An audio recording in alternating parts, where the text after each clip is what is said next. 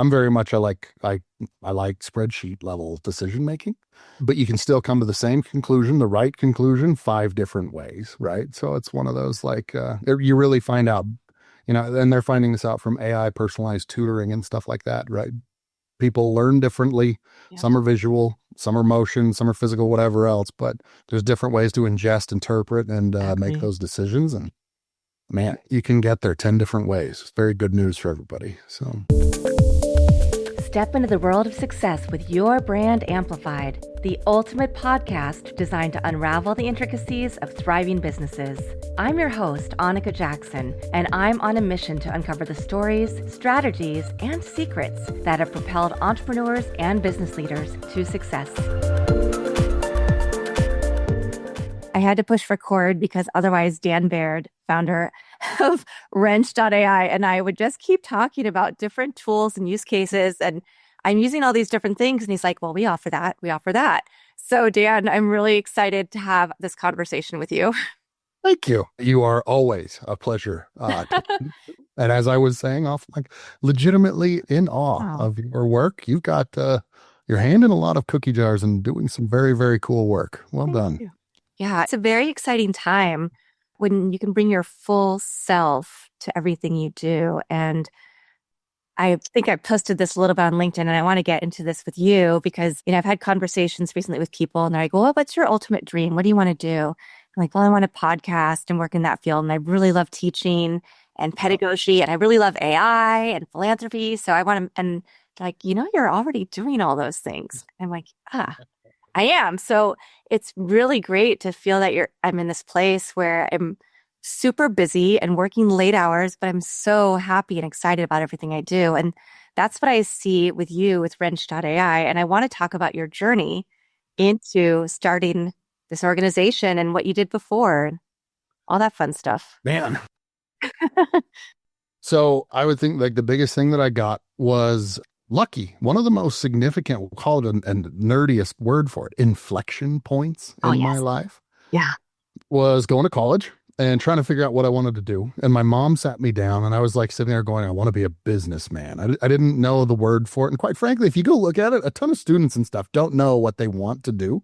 I mean, you've been to MBA school. MBA is like code for a lot of really significant overachievers that are oftentimes figuring out what they want to do. And they're going, look, they're overachievers, but oftentimes they're like, I need a bump in pay and I want to do some more significant work. That's why I went, right? I was like, I know what I don't want to do in a lot of cases, right? I was trying to figure out what I wanted to do with my undergrad degree. And I was sitting there and just having an issue. I want to be a businessman. I don't know what it is, but she's like, you know what we're going to do? She sat me down, opened up the university catalog, and she just handed me a highlighter. And she went, you just need to go circle the classes that interest you. And then we'll figure out the degree that you get from there. Amazing. And I went from a businessman and why? I don't really like stocks and things like that in terms of that's not fun to me. And I ended up circling all these classes, negotiation, interviewing, mediation, fallacies, and it rolled into this degree that was argumentation and decision-making, which I've met one other person that ever even got into that field, but I was fascinated with human behaviors, decision-making, persuasion and negotiation and mediation techniques.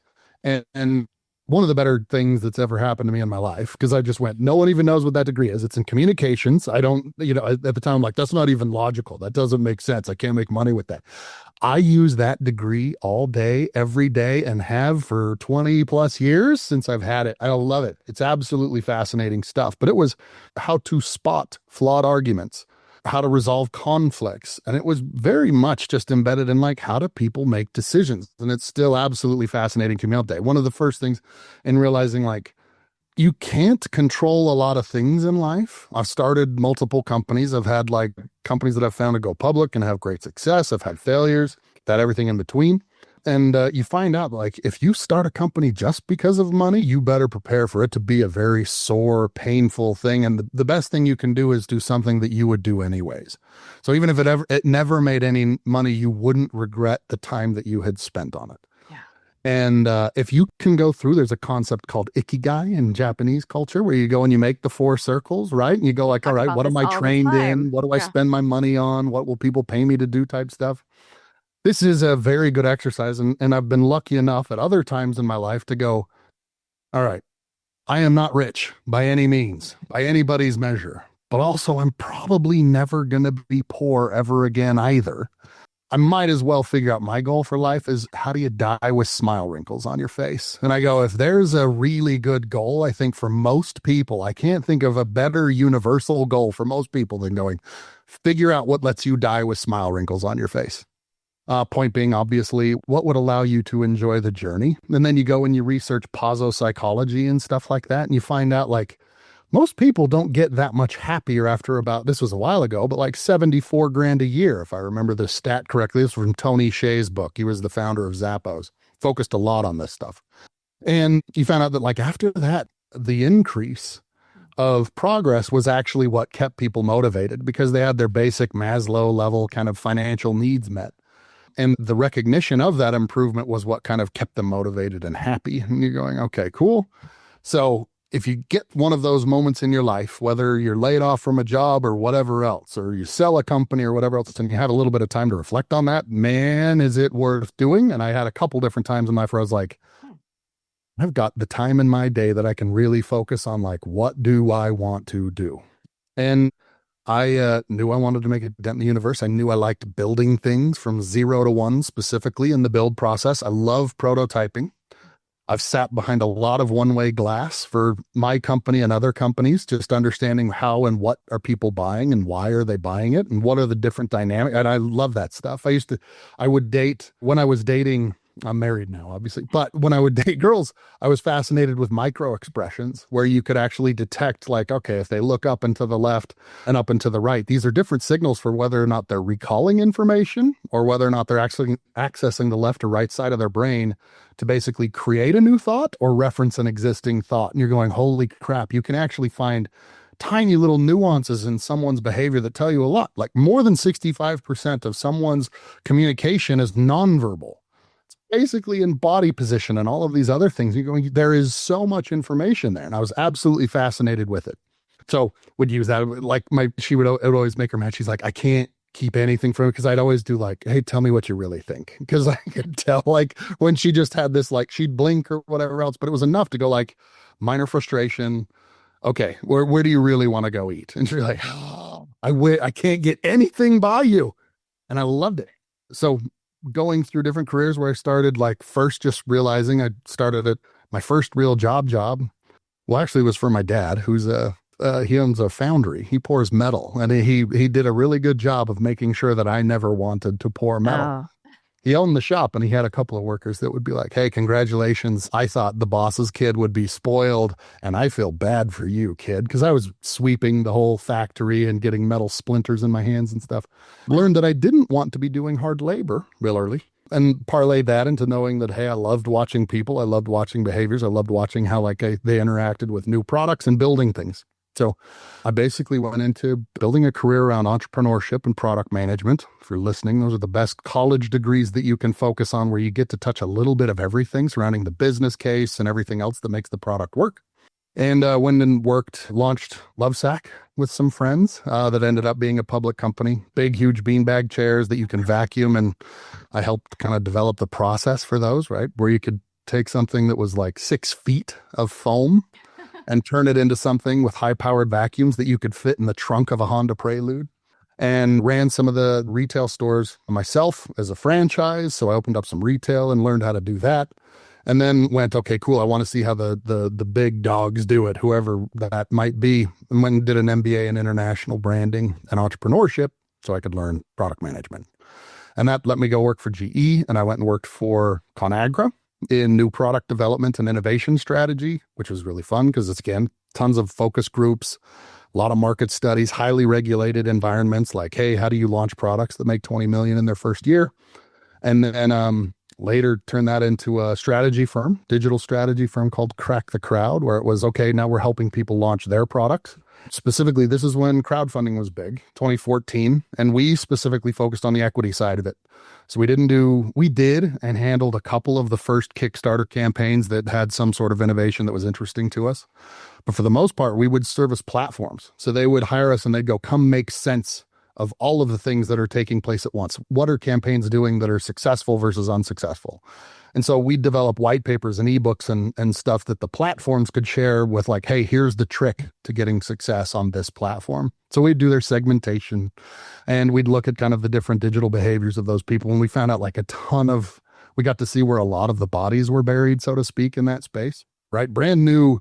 This is pre-crypto. This is all, a lot of this technology became crypto. We worked on the first regulated and compliant investor onboarding in the United States that was legit. So we had to work with, how do you validate and accredit a high net worth investor in the United States? We worked on programs in Italy and built a bunch of the new technology that kind of rolled itself and turned into crypto technology.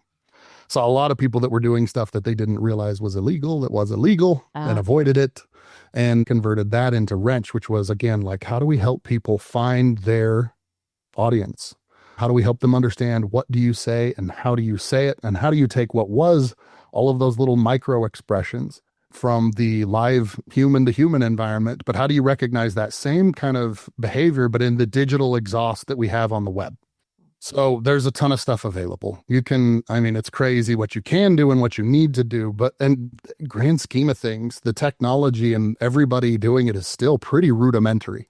So we're just going like, hey, it really boils down to the best salespeople ask the most questions. They understand what their audience preferences are to understand how they can speak to them the most effectively. Simple premise. They actually, if you go do the math and you actually study, more training for salespeople oftentimes doesn't help.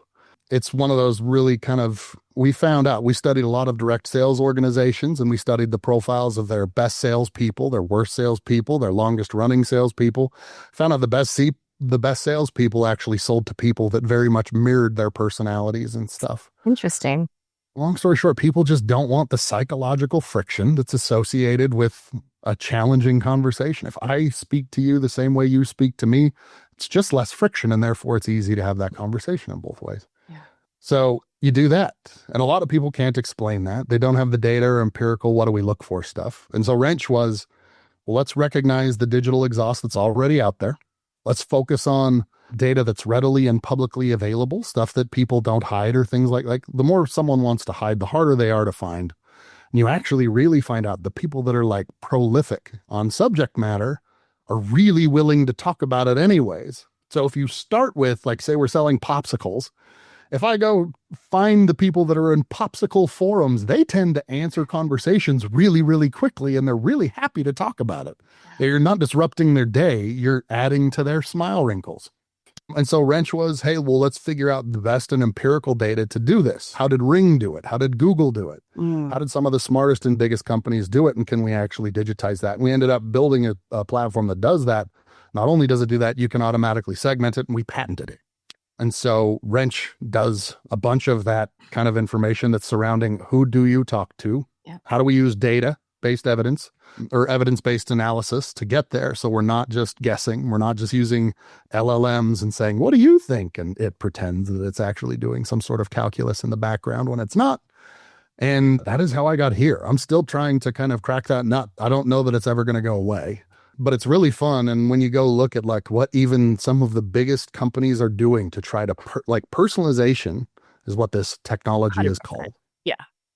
Is still, even though we've been doing this in the form of segmentation and personas and all of that stuff for more than 70, 80 years, it's still very much in its infancy. Like even 5 years ago, I would go to conferences around personalization. Some of the bigger names you've definitely heard of, some of the biggest companies in the United States would just be like, well, when we found people that were like really infatuated with our brand, we just email them more. And like we found out they were emailing some of their customers 9 times a day. No. And you're just like, that's it. That's what we're doing. Yeah. You found out some of the brands that you've definitely heard of on the news regularly, even for like, oh, they're too good. They figured out stuff that people shouldn't have. And you go and you look at their systems, you're like, no, they just actually have a spokesperson, and the audience reflects that spokesperson's personality. They like one another. That was it. And it's stuff like, I remember seeing news articles and stuff like, they figured out something. They're too smart. And I'm like, no, they're not. They're definitely, no, they have a good audience, but no, they didn't figure out some sort of breakthrough that people, they don't have magic, right? Mm. So that's how I got into it. One, loving it, working on it anyways. I thought it's stuff I would do in my free time. And then making sure that it was like, hey, look, we're going to build technology in, on, and around this premise. I really like seeing other people do it. So crowdfunding and stuff like that I love other people that are building from 0 to 1. It's hard. 1 to 2, 10 to 20, that's nothing. 0 to 1 is really, really, really, really hard. And so I always love those people. I love talking to those people. And that's kind of how I got into it, is, again, smile wrinkles. So, Yeah. yeah. Well, when we get off of this interview, I'm going to show you a series of photos from when I spoke at the AI Mavericks conference about AI and education on panel, because every picture, Yeah. I don't think I'm looking at the camera once. I'm looking up, down. I have expression. It's kind of like when my team turns one of the videos from the podcast. I'm usually have some expression that's like, I'm not just smiling, although I smile a lot, but I'm like in the middle of a thought or a question, or I'm like pondering something. And so I have these funny facial expressions because I'm very expressive that way. And Yep. so I'm definitely going to No, ask you to go through and like, what was I doing there and there and there? So I think it's oh, you fascinating. can do it. There's crazy. Extroverts have facial stuff. Like, oh, every personality, everything. Extroverts smile more. A picture of an extrovert from an elevated angle means that they're familiar with like the duck face and stuff. Those are Ah, signs of extroverts because they're more familiar with what people actually perceive as good. They know mm, that they look better if the camera's coming from a downward angle in a selfie. Like, literally, extroverts hold the camera different. There's signals everywhere. 3 exclamation points in your text messages. Extroverts are the only people that do that. There are a ton of signals out there around the word choice and frequency that you use that is crazy and tells you a lot about someone's personality. The semantics and the number of syllables in the words you use when speaking in a specific category tells you how familiar someone is with it, helping you recognize, hey, is someone a fanatic or whatever, but your slang and your jargon changes. I mean, it's everywhere. And again, like, the majority of it is actually even nonverbal, which means a ton of people are actually looking for signals in a lot of the places that the signals actually aren't. So it's a cool space because there's a lot to do there. And I really do think it's the future. Like, from a business perspective, the ROI from personalizing someone's experience to your brand is like, I've seen stuff from 5x to 20 plus x. Like, it's a really, really, really, really, really good use of marketing dollars. yes. This is so, I mean, I think we talked about this example. I'm going to pull one thing up while we're talking as well. But I think we talked about the example, perhaps, that I got an email in my birthday month from a major airline saying happy birthday, and here's an offer for you. And it was to travel in the month of December, and I got a seat upgrade. And like, why on earth would I want to halfway through December book a trip in the busiest and one of the most expensive times to travel? Maybe I probably already have my travel booked, and it may or may not be on your airline. And this is, you have so many data points about me that why would you choose that? So obviously that was not personalized. And so we see that personalization is so important. So I want to ask you a little bit about that. And this might be something, a little off, but I've heard a lot about personalizing things with websites. So that everybody who goes to a website, it'll be dynamic, and they'll see things because our IP addresses, if we're a current customer, right? So we'll only see the things that will attract us to that brand. Is that something that you see coming in terms of personalization? Do you think that's a little further downfield? There is already quite a few different ways to kind of customize. Like, so we were talking about dynamic content, right? Yeah. Like specific product recommendations and stuff like that. Yes, you can. I mean, not only can you do that, you can do that on the fly pretty easily. So you can do that based off of other things such as IP address and things like that come up. And what I find is that most people don't do it. They don't know that it's possible. And even more so, I do find, like, because there's actually a lot that kind of has to go on behind the scenes. You have to find the data source. You need to be able to find it in relatively close to real time. You need to be able to basically analyze it. And you're going through multiple dimensions because you're going through you could do and analyze a bunch of stuff: demographics, psychographics, firmographics, right? Who are they? Where are they from? And where do they work? If you're doing B2B, And so, do people do that? Yes, a little bit. A lot of what most of them are doing, like, because usually when you get kind of behind the scenes and you go, okay, can you actually show me what you're literally doing? Even if they actually have that data, they don't realize to mine it like that, just because a lot of people actually haven't figured out how to mine it and actually understand it in that context. Yeah. So when they do, almost everything right now is just based on frequency. So, like, here, can I share my screen? Are you okay with that? Yeah.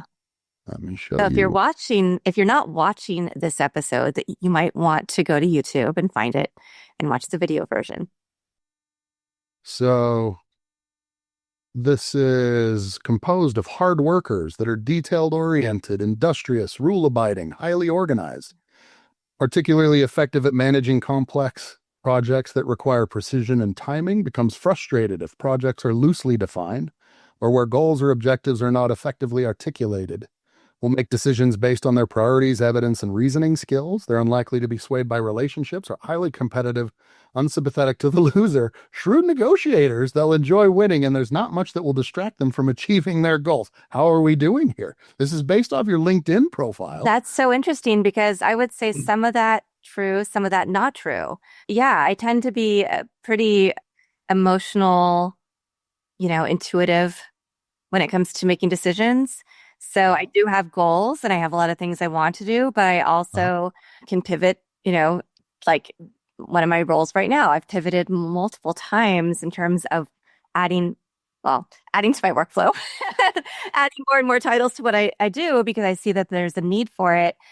But yeah, so can you go back up to Yeah, send to this. So yeah, yes, a hard worker, detail oriented. I mean, when it comes to certain things, I guess the funny thing is I think that my engagement and interest since I've delved into podcasting more deeply and into artificial intelligence and Gen AI and all of the different tools has probably made me more detail oriented than I'd say I was in the past, because you have to understand different components and different words and what they mean and how much is this going to cost and energy and time and storage. It's not just, you can't just look at one thing.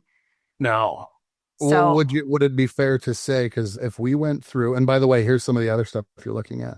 This is some of that other kind of dynamic content where I can take and look for other different branding positions and whether or not they're actually relevant to a specific person, and it can measure them against the different audience. So we can actually this is kind of like multivariate testing, where you can build campaigns and you can basically start to launch and compare them against, again, the frequency of what an individual talks about and start to turn those into recommendations again for hey, this person is high on this scale, a little bit lower on these, low on momentum, focus on key challenges in AI or in context insights. So we can start to build kind of a corpus, and that's Latin for a body of text that understands, okay, and granted, this might be partially because this is kind of the individual that you present yourself as on public forums, right?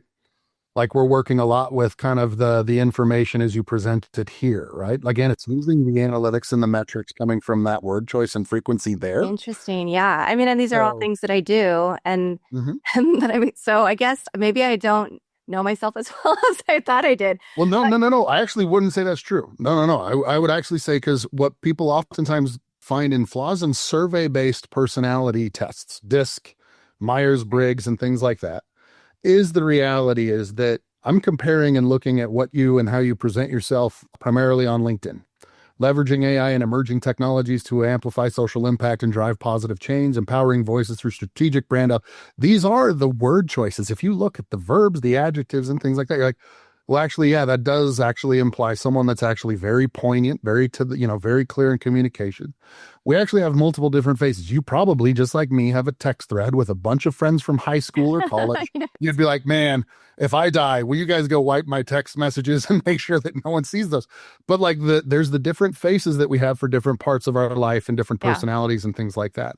And oftentimes those are associated with job titles. And again, this is potentially your professional face, or at least your LinkedIn persona, if you will. And there's a different one in private life or other things too, where you go, yeah, that's how I am in person, or that's how I am in work. And then in other situations, I switch, right? There's obviously a lot too when it comes to ambiverts. Extroverts, like I can pretend I'm an extrovert. It literally takes energy out of me like I'm running a marathon. Like I can go and talk to everybody at the party. You better believe I am drained for the next 2 days. Other people, like my kid, is an absolute extrovert, and he literally just gets energy from people. It's like he's stealing the life out of me all the time when we do it. I'm like, how do you have so much energy from this? Yeah. So a couple questions here. Well, one is I've always considered myself a high extrovert, but I also don't like to go to the cocktail party and make small talk. I want to get deep. I want to have real, Yep. genuine like conversations, really get to know somebody. Yep. Or I want to be on stage and just and sharing knowledge and speaking. So is that still am I still an extrovert? Am I actually a mix, you know? One of the people we've talked to about kind of the dynamics, again, people are dynamic based on their kind of environment, but oftentimes that's the ambivert thing. You have extrovert, you have introvert, and a lot of people are the ambivert, where again they jump between the two. They pay a price, to some extent for doing it, but they jump between the two regularly. And again, that data, and again, in the context of the conversation, like we do this, and this is set up specifically for Wrench, which is B2B. That's so So cool. for me, LinkedIn type stuff is really, really relevant because I Yeah. do care about who someone is at work, because that's when I talk to them. Yeah. Well, and I do who I not am do at B2B. work is who I am all the time. And my kid will, for her chemistry final, she's writing a song right now about a certain pepper. She's probably listening to me and we'll yell it out soon, but certain pepper and it's, chemical makeup. And she was, when she's got the assignment, she's like, I knew exactly what you would do. You would tell me to create the song and then upload it to this AI platform and tell it you want this kind of voice and this kind of song generated. And then you would see what it comes up with. I'm like, Oh. yes, because I talked to her about these things. So it's really funny. But is this also how your team found me? Because you did, Yes. your team set up a meeting with me. We didn't know each other. I thought, oh, maybe it's somebody met an AI conference, but it was just, we set up a time and we just got on and started chatting. So yes. So you're about to see some fun stuff. This is fun This stuff. is so cool. I hope everybody is watching this because this is the real deal. The meta measures are the elements you can actually take.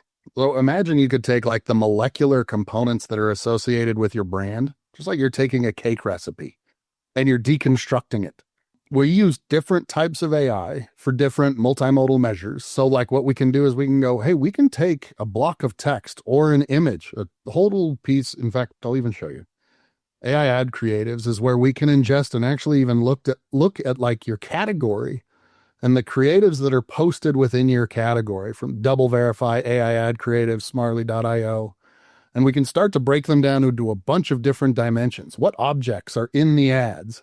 What type of emotional engagement and stuff is recognized there? Sales and RevOps. These are tiny little elements. Again, this is that list of ingredients where we can go like, hey, they're talking about sales and RevOps. People in business development, revenue operations. We can go like, hey, like this is who people are targeting. These are the elements. The AI is basically looking at an image, breaking it into, okay, cool, here's text, here's title, here's the image, here's the background, here's the scene, breaks that image into, say, 50 different dimensions, and then takes each of those 50 different dimensions to compare them to the ingredients that are in my cabinet right now. So Wrench, we're talking about personalization. We're talking about go-to-market. We're talking about all of these different things. It mathematically is measuring, okay, we have the title. What percent of that is go-to-market? What percent of that is personalization? And it's starting to assign values to them. So we can start to take those values and understand a little bit more about all of those different ads, what people are saying, and all the images and things that they're using. We're finding ways to basically build and predict their success. And then we're taking and putting that into machine learning models. Cool thing about those machine learning, these are the ingredients. Top to bottom is how present they are. Okay, we measured how much vanilla is in the recipe. The left and right are measuring how good it tastes and how associated with conversion it is. Wow. So we can actually start to take those ingredients and use evidence-based interactions to go, hey, we can tell you that the meta measure that we created, the ingredient that is the premise of generating custom messaging effortlessly, is both effective and it's recognized, appreciated, and it's associated with conversions. If you're going to say, or if you're going to add one ingredient to your messages, add that. Amazing. People have never been able to do that before. Like No. A/B testing, marketers go behind the scenes and they all lie to each other. Like, we're going to do the first thing I can think of, and then we're going to do the next thing I can think of. And that's usually what goes into A/B tests.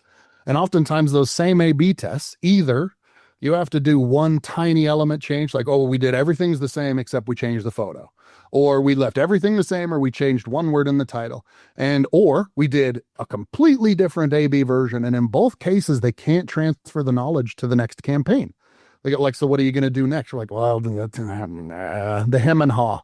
We wanted to go, no, no, no, no. We're going to actually break all of those different ingredients into math.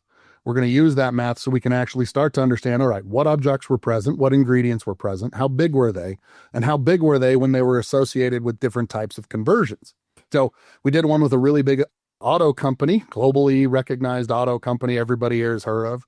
They were wondering on military campaigns, if they're servicing and giving veteran discounts. Well, the U.S. is getting pretty polarized politically right now. We just want to sell cars.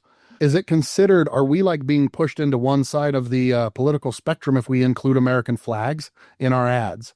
And we were able to come back, look at this data and go, just as a heads up, go ahead and put the American flag in. It's associated with conversions. No, it's not polarizing. And by the way, all the way up until about 40% of the ad can be the American flag. It doesn't hurt your ad. They've never been able to hear that before and understand their creatives to that level. And we were able to basically give them lists of like what elements should be in your ad, what elements should you remove from the ad, how much are they helping and hurting.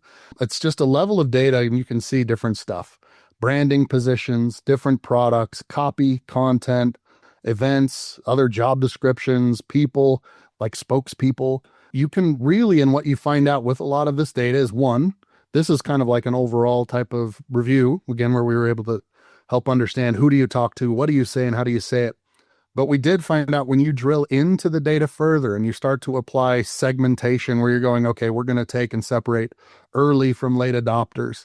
They don't really share a ton together. They actually prefer different messages, different spokespeople, different everything. And so people go like, you have this premise of the elevator pitch. And I go, look, it's what you use when you literally have an elevator and you just go, I don't know anything about you. And this is what I can say in 30 seconds. Cool. Use your elevator pitch. But if you have time to prepare and if you have time to actually understand a little bit about your audience, they actually want dramatically different things. They want different spokespeople. They want, early adopters want new features. Late adopters want discounts. They actually do dramatically different things. And we've taken people's audiences. They would put everything like many marketers do into the bucket of like, we have customers and non-customers. We found one that was a cookie company, mail order cookie company, gourmet mail order cookie company. We took their audience, we assigned all their lead scores, we treated them as customers, and we just went, as a heads up, we noticed an anomaly in the data that we hadn't seen before, where we were going, your customers are mostly late adopters, and you have really high-end key lime sugar cookie frosting type of flavors. These are not for like, these are foodies at least, right? And they went, oh, well, it's interesting. We grew via Groupon and we went, oh, so people were buying their stuff only on discount. Mm-hmm. They weren't actually their customers and they couldn't figure out why they wouldn't get repeat purchases. Yep. Because they were selling to people that were giving the product away. They were selling to people that only bought it because it was cheap and wanted to look like they weren't. Yeah. So we went, hey, as a heads up, take your customers. I want you to split off this 80% of them. Those are late adopters. If you guys have discounts, go ahead and send them stuff. But if you save this 20%, these are the actual foodies. Use them for your lookalike audiences. Use them for new product releases. They doubled their basket and increased their lifetime customer value by tenfold. It was a dramatic increase. And we went, hey, these are the people that are actually in it for the flavors. It was a totally different business after that. So there's little nuances like this. Again, we're still very much on the early edge of how this kind of all of the opportunities that we have available to us. Everybody has this kind of problem of every salesperson knows you got to adapt a little bit to your audience. Same premise with marketing, right? The only reason we invented stuff like personas is like, I can only create and handle 5 campaigns. That's no longer a problem. The cost of generating new content and things like that is near zero. So the ability to create individual content for an individual person in an individual channel for an individual stage of the buyer's journey, now including and actually specifically for their personality type and the way they prefer to receive information, is now affordable. And you go, holy crap, I can literally treat everybody as the person that they are. and they reward you handsomely for it. I mean, again, you're talking about dramatic increases in the cart size, retention, churn prevention. Again, it's one of these where I'm like, it's a really, really, really sound investment from a marketing perspective. This is So amazing. this is kind of we've been working on this for years. Go, okay, let's figure out, who do you talk to? What do you say? How do you say it? And different ways to kind of present that. And obviously taking all the different ways we prove it a lot, but also just like, hey, we can actually take and generate creatives, pull in your media library, remix or use inspiration from stuff that you've already got that worked well, add those insights on top of it, and start generating even newer and newer items to kind of further help you build even better content and creative. So as the quality of like new generative images and videos and stuff like that comes up, it just means that we can make higher and higher quality and more personalized versions that are more specific to each person and audience member. So it's fun stuff. It's a cool, really interesting time to like kind of be working in the space in general. So we're excited. So. I love the direction we've gone, because this is not where I thought we were going to end up with this episode. But this is really, I'm thinking back to a class, a couple, maybe week 2, we're in week 4 now of the summer session for online at USC. And I shared a deck from a previous agency that I worked in. And I shared how we developed the different, we psychographic and demographic research. And we did a campaign for the state of Illinois for the community college system, because they lost a lot of people during the pandemic and they wanted to increase enrollment across the state. So, we ended up with 5 personas, and here are the demographics and the psychographics. And then what's a common point across all of those. And then we tested 4 different ads over a week to see, this campaign name with this tagline, like same campaign name twice with different taglines, a different campaign name with different taglines to see what would resonate. And this would just take care of all of that so much more quickly. And it makes me go, wow, what we did is really rudimentary. So you're literally right now, as we speak, changing the entire face and the ecosystem, because I've never seen a system that can do all of this and get that granular. Thank you. I'm blood, sweat, tears, scars. I've got all of the things from working on it for several years to get it to that point. But again, it's only stuff that you don't do it unless you care about it and sleep thinking about it and dream about it and talk about it when you're not working on it. It is kind of, again, it's smile wrinkle stuff where you're just like, I don't know, like I'm about to go nuts on this, but it's just like, you want to get rid of spam. This is how you get rid of spam, is you go, hey, I can tell you who you should actually talk to. Because all those different elements, like I did this the other day, we hired a new personal assistant. I might have even mentioned this before on one of the other one podcast, but I was training a new personal assistant and showing her that same system, and pulled up, and actually she got entered into the system as an ingredient, where we went, hey, we're going to put your bio in here, because there is a way that you can actually upload people, because you can use it just the way you assign like product recommendations and just describing them. If you upload someone's bio, you can look for other people that have like similar interests, similar bios, whatever. So I showed her a little, like, again, imagine that same kind of scatter plot that we were just looking at, high, low. And I just went, yep. So here's a bunch of people. Here's someone that's really high on the y-axis. You should hang out with whoever this is. Went and hovered over it. And she's like, oh, that's my boyfriend. There's 25,000 people in the database. And like the highest one, like, yeah. Oh, that happens to be her boyfriend. She's like, how did you, there were no names populated on the screen. I'd never heard her boyfriend's name before, but there's just really phenomenal things you do where you go, well, I have 25,000 people, but I don't need to talk to all 25,000. There's a ton of people out there. Again, if you use publicly available data, you go, well, I'm talking to people they're broadcasting that signal. Right? They're saying the words like personalization or machine learning and stuff for me to go, hey, this is an individual that's in my category that talks about things that I like to talk about. And they're more likely to talk to me about them. Yeah. And just using that simple logic means I get to ignore 24,999 people. And so I go, there is going to be what has been, and there is an absolute explosion right now of free content. And I go, yeah, well, cool. But that means this is the rise of quality content. The filters are going to get much better on what I'm going to look at. I'm going to have, like, if you haven't done it yet with your Delphi stuff, I'm going to have an agent who opens my email and tells me what actually to look at and respond to. I get 200 plus a day. Yeah. I don't know about you, but like more than enough, right? I'm drowning, and that is actually something that we're gonna have to talk about because I need to create that because yeah, even just the number of inbound requests to be on the podcast, 20, Oh, yeah. 30 a day minimum. I do so many different things that I don't have time to vet all of those people. And so I've looked at how do I create a tool that will put them all into a folder, but then also vet them to make sure that they are an appropriate guest, that they have the right level of experience. Not that I need people who I like to have people who are greener as well, right? Who maybe have Sure. started smaller businesses, just started, but I want to make sure that they at least know what they're talking about. They can have a genuine conversation where they're bringing something to the table. They're not just being robotic Yeah. or don't know how to share their story and their message. Wholeheartedly agree. I So, mean, like it's easier now, but one of the first things that we did, we set up some PPC campaigns mhm. way back in the day, looking for really, really specific investors that were focused on triple N leases and stuff like that. And I was going, well, what if we went for really low volume campaigns based on really, really, really specific keywords, which would have really, really, really high relevance? And we would do PPC campaigns that would have like 24% click through rates, which is just unheard of. That just doesn't happen. And that's how you get there. And it's easier to fake now. But at the time, our realization was like, surgeons talk the way surgeons talk. And it's really hard for someone who isn't a surgeon to talk like a surgeon. You can maybe put it on a business card. But if you actually go and try to talk to them, they're going to have jargon and everything else differently.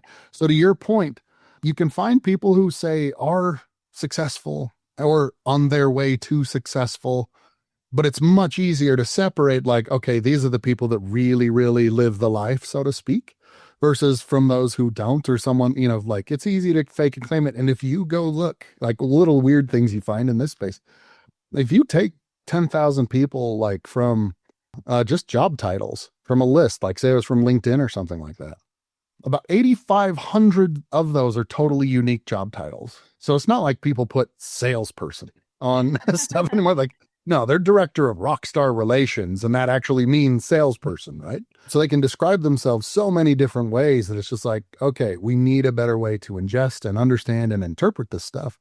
And a lot of the AI that we're using, like natural language processing and natural language understanding, actually the AI kind of translates it's like, okay, look, they're saying it different ways, but we can basically control for the semantics and the synonyms and everything else to put everybody on a level playing field and go, okay, this group, they're saying some of the words. This group is really, really legitimate in the jargon. So yeah, you can absolutely do what you're talking about. And I'm very much like, it's going to get wacky where you're going, I'm going to have the agent. They're going to go look up, hey, go find me a pair of jeans. They're going to visit 20 websites.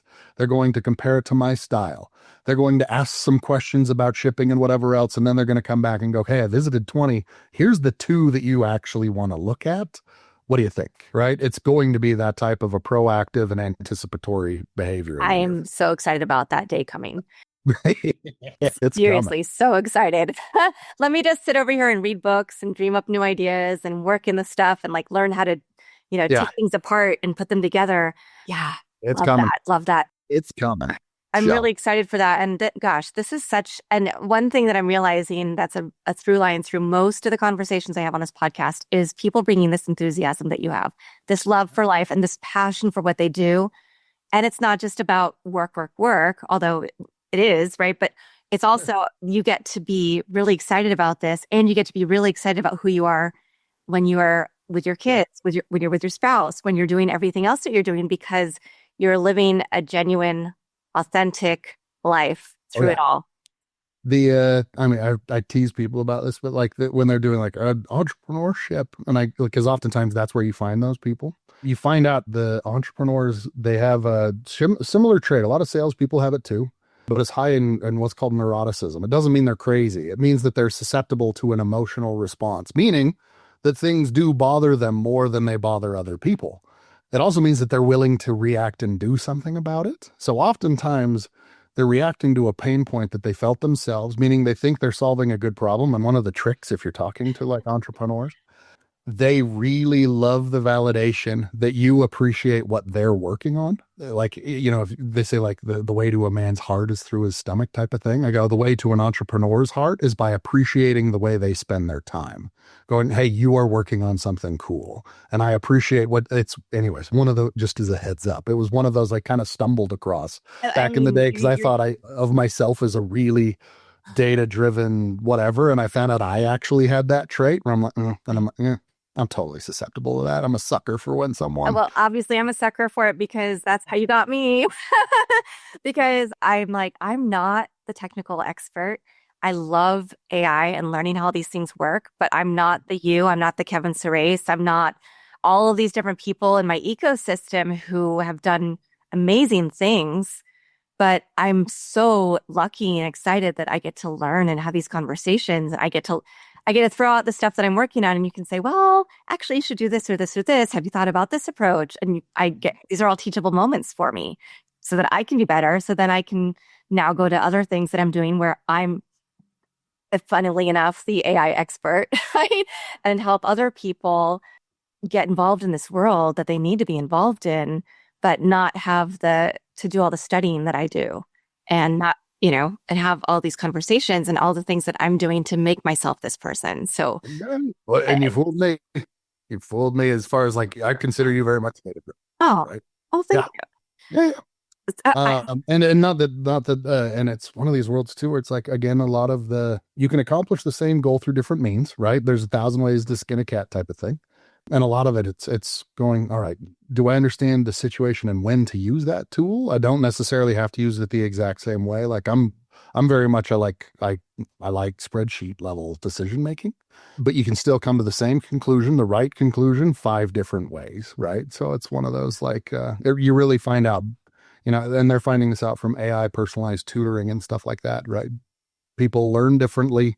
yeah, Some are visual, some are motion, some are physical, whatever else, but there's different ways to ingest, interpret, and make exactly. those decisions. And man, you can get there 10 different ways. It's very good news for everybody. So, So I want to talk about, and you can say, just have people contact me. You can say whatever you want because this is something, I mean, all of your tools are things that I would love to use. And I think they're a game changer for every small business owner I know to amplify our businesses and to actually scale the way that we want to and reach the goals that we have. yeah. But I am thinking this is probably cost prohibitive for the small business, like the micro business, Um, I should say. no, well, so no, it's actually not. We wanted to, and the good news about AI is oftentimes it's based on the usage of the technology, right? Hmm. You're paying for GPUs, you're Yep. paying for usage and processing power. We deliberately created a platform that would allow people to kind of wade into the deep end. So we wanted to create a setup so people could build like a personal agent. And so they could turn things on as incrementally as they get more and more things. So the ability to analyze an individual and a profile, the ability to create and personalize an agent for themselves. We made those really, really inexpensive. So you're talking about like, I think our cheapest plan is $9 a month. Are you serious? Wow. Yeah, yeah. And then as you add stuff, and again, it's usage based. So there's companies that come in and they're like, hey, we have 1 point whatever million people. It's the cost is per person. Yeah. And or they come in and they go, hey, we have this many ads or we want to process this many ads from this many competitors. Like, well, it's incrementally based on the number of data that they process. And a lot of what we found worked, because like contrary to popular belief, until relatively recently, and even recently, AI is actually pretty hard to sell. Forever, people thought it was all smoke and mirrors, and a lot of it was. So a ton of them would be like, yeah, that's a good chart. But, Mm, and I'd go, okay, cool. So again, a bunch of the data that you just saw is so we could combat that and go, yeah. no, we're legitimately doing the math here. And the ability to kind of scale on board was a land and expand type of thing for that reason. So it was like, come in, create one, play with it, build an agent, realize you can build more agents. But most of our clients they landed on a relatively small contract, hundreds, $1,000 a month type of thing when they added all of their stuff in. And when we did the math on the return on it, we talked about some of the ROI stuff. Again, it's there. And you do the math too on the switching costs, which like this research that we showed you for your profile, if a salesperson did that, it would take them about an hour and 15 minutes. You like if the equivalent is 40 cents, you're like, wait, is it 40 cents or 40 seconds of one person's time, the equivalent of? Like, hey, if they actually did the research for that call or whatever, it would cost the equivalent of 40 seconds of their time. So they can literally just pull up the profile, click the button, and go, oh, yeah, cool. I've got what I need in about 30 seconds total. It would pay for itself really, really easily. So most of it is affordable. Actually, go, no, it's actually very affordable because of just good use of time, money, and information. Amazing. So, yeah, if you guys I- want, I can send links. I'm more than happy Yeah. share. I'll get a discount code if you want. You can post with it as well, Sure. so people can come in and try it for free. I'd be more than happy for them to do it, and they can start plugging in and getting some information. Again, Well, play with it, see what you think. I'm So, thinking about so many use cases. Like for me, I do consult for public relations. So that's one probably avatar. I know who my sweet yep. spot for the kind of clients for that. There's my podcast production, right? So that's a different kind. And what I found is that when I've worked with people who've done, LinkedIn lead gen, yes, they might look by certain titles, but then it's not giving that rich data of, well, is this person already a podcaster? Do they have a Yeah. really big podcast and they probably don't need to work with me because they're not a small podcast who needs a small Yeah. budget package that will include all these things to help them get to the next level. I think about this for the school and how because now we've gone into like starting to, work in Quora and Reddit and other places with keywords because we know that those are places people are exploring for online private schools. But this could also help us create more enriched avatars and like reach the right people for people who might be considering switching schools or athletes who need a better online program or whatever. Just exponential. I mean, even for podcast listeners to make sure my advertising is going out to people who are ripe for listening to my podcast. Like sign me up for all of these and the email agent and all the things. But Jen, I also want to talk about your podcast, Burn the Map. So let's bring it home with that. And because we could have hours of conversation. Yeah. That's a good one because that was one I came to a conclusion. I wanted to do stuff. I had done podcasts before, and they worked really well in a business context, but I did find that like that was one of them that kind of hurt my smile wrinkles. We ended up booking some guests and stuff that were clearly just there to make money, and I couldn't feign ignorance. I couldn't feign interest. I sat there and talked to them, and they were just pitch slapping me, and it was one of those where I was just like, "Oh, that's conveniently what I covered in my new book." And I was just like, I'm sure you have to deal with it from time to time, and maybe even I'm doing it.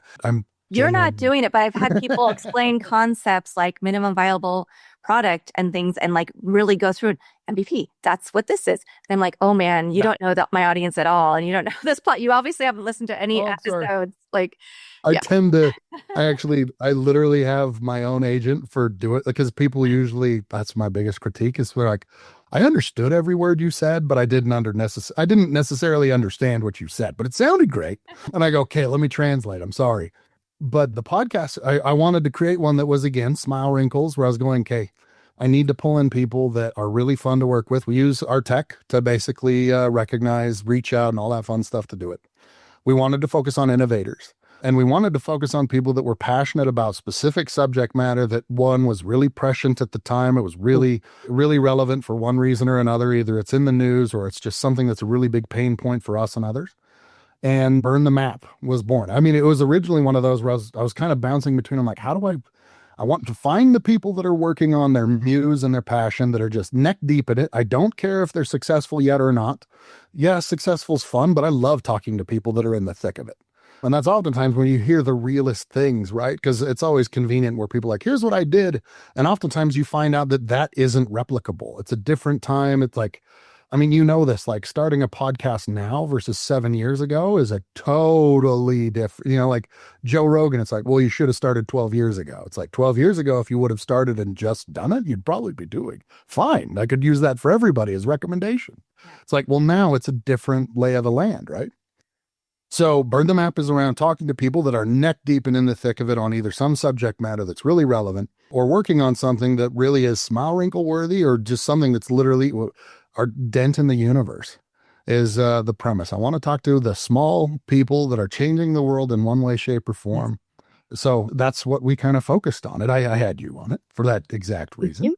And we're talking to business leaders. We've got athletes. We've got people that are just doing things. We've got one, the next one, I think one of the first ones is with Bridger Jensen, who's like one of the first federally licensed psilocybin therapy clinics in the United States, which I think is really fascinating stuff. Like the clinical studies and things on the usage of those is really like just absolutely fascinating. He's literally rewriting some of the federal laws of how religion is defined in the process. And just this guy had no clue that he would stumble into something that big.